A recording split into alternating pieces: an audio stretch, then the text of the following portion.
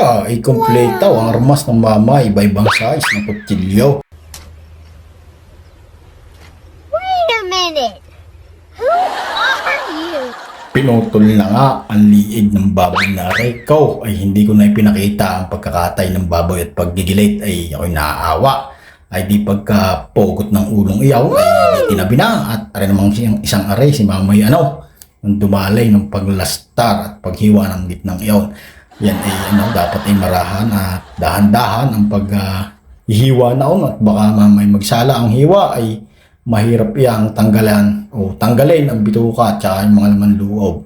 Ay di ito nga, nang medyo may gulang na ng kaunti ay binanata naman ko yung hanapin ng liver o atay ng baboy na aray at yun, kinamay na at dinukot hanggang sa madukot at nang nadukot nga ay tinapyas ng kaunti at sinubaw. Ako'y nagulat ng pagkasubong yun.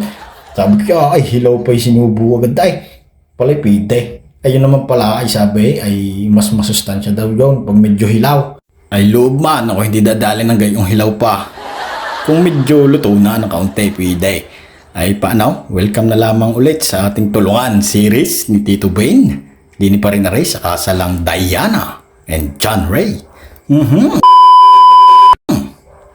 Ay dini nga sa parteng ari ay nagkukulis na ng baboy at ari nagpapainitan ng tubig para sa pagkakatay ng ihahanda o idudulot sa mga ninong at ninang ng ikakasal sa araw ng Sabado.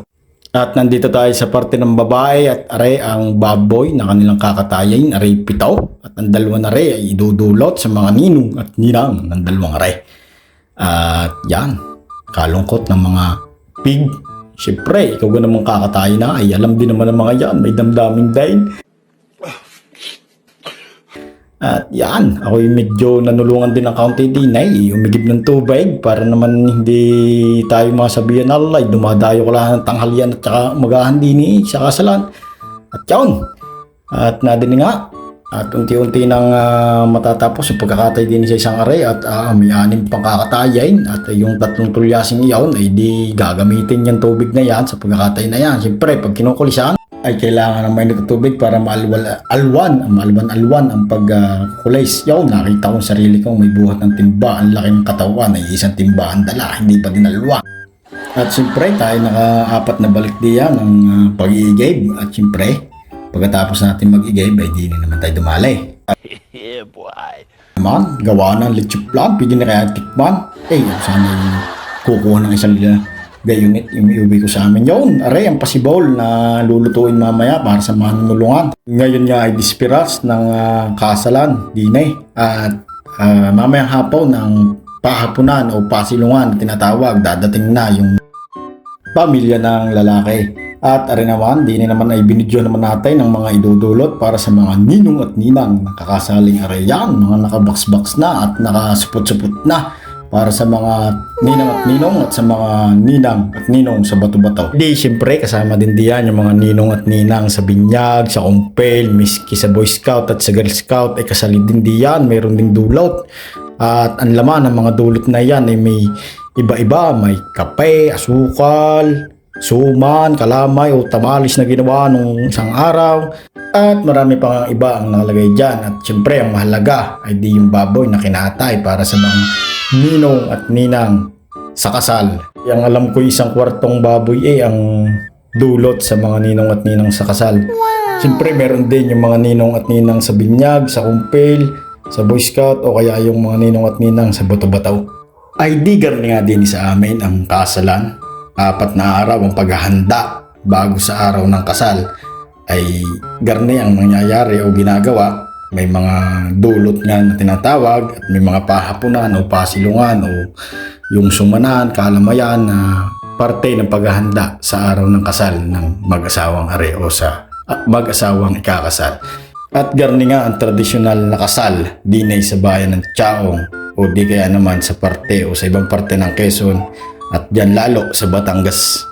Garning-garni din ang kasalan at mas matindi doon ang katayan ng mga babawi at talaga namang pinaghahandaan ang kasal. At sabi nga ay isang beses ka na lang ikakasal ay di atin ang paghahandaan.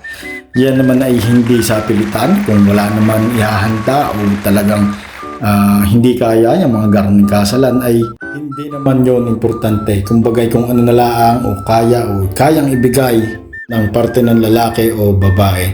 Dahil ang mahalaga dyan ay ang pagmamahalan ng dalawang mag-iisang dibdib sa araw ng kanilang kasalan. At ang mahalaga ay maikasal ang dalawang nagmamahalan. Baka mamaya ay matakot ang ibang taga-Malayo, kagaya ng mga taga-Manila, na magmahal ng mga taga-Rinay sa nahin ng Quezon, ng Batangas, dahil ganun nga kasalan. Hindi ho yung ganun. Kumbaga ay yan ay pinag-uusapan muna bago ang araw ng garne. Hindi ko muna puputulay ng aking tulungan series sa kasalan ni Diana at saka ni paring John Ray ay paano. Big shout out na lamang sa mga nandidinig na hagip ng video.